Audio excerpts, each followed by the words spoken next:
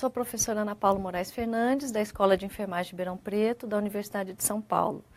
Esse videoaula ele aborda temas do curso de licenciatura em ciências e especificamente vai falar sobre a AIDS, a síndrome da imunodeficiência adquirida.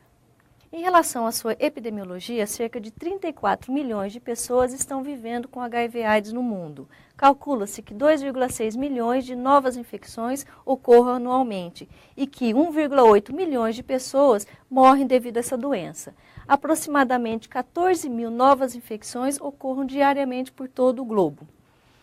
Sendo que essas infecções novas ocorrem 95% nos países em desenvolvimento como o Brasil, 50% dessas novas infecções ocorrem em mulheres e dentre essas mulheres, 50% estão na idade entre 15 e 24 anos. No Brasil, 2/3 da população não sabe que estão infectados pelo HIV. E nós temos, até o momento, mais de 608 mil casos acumulados de HIV/AIDS. E a maioria está concentrada na região sudeste, principalmente no estado de São Paulo. 34 mil novos casos ocorreram em 2010 e nós sabemos que existem mais de 180 mil pacientes recebendo tratamento antirretroviral. A epidemia ela sofre algumas mudanças durante a sua evolução. Então, as tendências da epidemia de AIDS no nosso país é a heterossexualização, ou seja, o que no início era principalmente entre homossexuais, hoje em dia é entre heterossexuais. A feminização, ou seja, as mulheres estão se infectando mais. O que na década de 80 eram 24 casos novos de homem para um caso novo de mulher, hoje nós aproximamos a um caso para homem e um caso novo para mulher também. A pauperização é uma outra tendência, ou seja, a AIDS está acometendo mais a população pobre e carente, que tem um menor índice de escolaridade. A interiorização também está presente, ou seja, o que no início os grandes centros eram os principais locais onde tinham pacientes com AIDS, hoje em dia todas as cidades do nosso país têm pacientes com AIDS. A maior sobrevida também, o que antigamente em cerca de meses o doente acabava morrendo, hoje em dia, em decorrência da terapia antirretroviral, aumentou a sobrevida desse indivíduo. E o envelhecimento.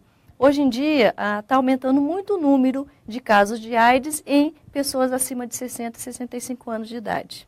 Em relação à etiologia do HIV, o HIV é o vírus da imunodeficiência humana, é um retrovírus. Ele possui externamente uma camada lipídica oriunda das células do hospedeiro em que ele infecta. Nela, você pode encontrar duas glicoproteínas do HIV, que é a GP120 e a GP41, que são importantes na infecção da célula-alvo. Internamente, o HIV apresenta uma proteína, que é a matriz proteica, que é essa proteína 17, e a proteína do capsídeo viral, que é a P24. Além disso, internamente ele tem algumas enzimas, por exemplo, a integrase, a protease e a transcriptase reversa, além do seu material genético, que é constituído por RNA. O HIV ele infecta as células que contêm um receptor que é o CD4. Então, células portadoras do CD4 são as células de infecção desse vírus. Então, são basicamente os linfócitos T, CD4 positivo, e os macrófagos que também possuem essa molécula de superfície. Em relação à evolução clínica, ou seja, a história natural da infecção pelo HIV, ele tem 3 fases distintas. A fase aguda, a fase crônica e a fase da síndrome propriamente dita. Na fase aguda é a infecção. Então, ela é composta pela janela imunológica, que é o período desde a infecção, o tempo zero, quando o indivíduo é infectado, até as primeiras semanas ou até 30 dias, até que o organismo ele consiga produzir quantidades suficientes de anticorpos para serem detectados nos exames sorológicos. Essa é a data, então, da soroconversão, ou seja, o indivíduo que era antes soro negativo, agora ele passa a ser soro positivo, ou seja, dá para detectar a presença de anticorpos específicos contra o HIV. Tá? E também faz parte a síndrome retroviral aguda. Já na segunda fase, que é a fase crônica, é aquela fase assintomática, que é o período de incubação. Então, o paciente ele não apresenta ainda as manifestações da infecção, né? A gente chama de latência clínica. E a última fase, que é a fase sintomática, onde os indivíduos começam a apresentar as infecções oportunistas. É a fase onde o indivíduo está imunodeficiente e já tem a síndrome da imunodeficiência adquirida. Em relação às manifestações clínicas da doença, na primeira fase, que é a síndrome retroviral aguda, ela vai coincidir com a soroconversão, ou seja, aquele período onde o indivíduo começa a apresentar os anticorpos específicos para o HIV. Então, ocorre de 2 a 4 semanas após a infecção. A viremia nessa fase é intensa, ou seja, a quantidade de vírus circulante pelo sangue é muito grande. Ocorre uma queda transitória do número de linfócitos T CD4 positivos. Os sintomas da infecção viral são febre, cefaleia, o rash cutâneo, que nessa imagem a gente pode ver que são essas manchas avermelhadas por todo o corpo. A linfadenopatia, nessa figura a gente pode ver um linfonodo no pescoço, né, o cervical edemaciado, infartado, mal-estar geral e dor de garganta. É como se fosse uma virose normal. É a primeira manifestação, que é a síndrome retroviral aguda. Ainda nas manifestações clínicas, a fase de latência, que é a seguinte, é aquele período de incubação, ou seja, o indivíduo está assintomático, ele não apresenta manifestações da infecção pela AIDS. Ocorre uma replicação viral, o vírus continua replicando lentamente, ocorre também uma linfadenopatia generalizada, que ela é persistente, uma tendência de aumento dos linfócitos T CD4 que caíram naquela primeira fase, e a duração desse período de latência, ele é bastante variável. Tem indivíduos que têm uma duração de alguns meses, que são os rápido progressores, já tem aqueles indivíduos que demoram mais de 10 anos para começar a apresentar as primeiras manifestações da AIDS, são os lento progressores. A próxima fase da evolução da doença é a imunodeficiência avançada, que é a doença propriamente dita, que é a AIDS. Então, ocorre uma queda importante na resposta imunológica. Por quê? Porque diminui muito o número de linfócitos T CD4, que é a célula principal para organizar a resposta imunológica. Ocorre também as complicações associadas a essa imunodeficiência, que são as infecções oportunistas, que elas podem ser de fundo cutâneo mucosas. Então, aqui a gente pode ver uma figura com o indivíduo com herpes genital, que é um herpes bastante exacerbado, uma figura com uma candidíase oral, uma figura com HPV, que é o condiloma culminado na região anal. Aqui nós também podemos ver algumas alterações hematológicas. Nós vemos aqui o palato de um paciente que está com linfoma, alterações neurológicas no aparelho respiratório, digestório. A gente pode ver aqui um indivíduo com caquexia, que é uma perda importante de tecido muscular e tecido adiposo. E também a ocorrência dos tumores, que são os cânceres associados à imunodeficiência. Então, nós temos aqui o sarcoma de Kaposi. A terapia antirretroviral ela é conhecida popularmente como coquetel contra a AIDS. E ela tem, hoje no nosso país, nós temos cerca de 17 diferentes drogas que compõem esse coquetel, que pode ser utilizado para combater a replicação do HIV. Então, elas são baseadas em algumas classes. Então, são os inibidores da fusão do vírus, inibidores da transcriptase reversa viral, sendo eles os análogos de nucleosídeos e os não análogos de nucleosídeos, os inibidores da integrase viral e os inibidores da protease viral. Então, cada uma dessas drogas, dessas classes de drogas, vão atuar no ciclo de replicação do vírus. Então, o primeiro, que é o inibidor de fusão, inibe a fusão do HIV com a célula-alvo. O segundo, que é os inibidores da transcriptase reversa, vai inibir a transcrição do RNA viral para o DNA, que vai ser então incorporado ou integrado no genoma da célula-alvo. E aí então o inibidor da integrase vai atuar inibindo essa integração. E por último, os inibidores da protease vão inibir a formação, a montagem da nova partícula viral. Isso tudo diminui então a replicação do vírus. Como utilizar essa terapia antirretroviral? Normalmente, ela é uma terapia combinada, ou seja, há necessidade de uma combinação de diferentes drogas para compor o tratamento. Por isso que eles se chamam coquetel. Então, ela é indicada para quê? Para suprimir a replicação viral e evitar o risco da resistência farmacológica. Então, normalmente, a combinação dessa terapêutica utiliza 2 inibidores da transcriptase reversa, não análogos de nucleosídeo, e um análogo de nucleosídeo. Ou então, 2 inibidores da transcriptase reversa análogo de nucleosídeo, mais um inibidor da protease. Quando que se inicia o tratamento? Antes, achava que quanto antes iniciar seria melhor, mas hoje a gente sabe que não é bem assim, porque tem muitos efeitos colaterais associados com a terapêutica. Então, existem alguns protocolos, alguns padrões que limitam o início da terapia, e são eles: os indivíduos que estão com sintomas, e naqueles indivíduos que não têm sintomas, precisa avaliar o número de linfócitos TCD4. Se ele estiver abaixo de 350 células, e se a adesão desse indivíduo for boa, pode iniciar o tratamento. Uma outra parâmetro é em gestantes. Todas as gestantes precisam iniciar a terapia antirretroviral para quê? Para reduzir o risco da transmissão materno-infantil. Então, reduzir o risco da infecção vertical pelo HIV. O que normalmente pode ocorrer é cerca de 25% a transmissão. Só que em indivíduos utilizando a terapia antirretroviral, reduz para 2% o risco da transmissão para o feto.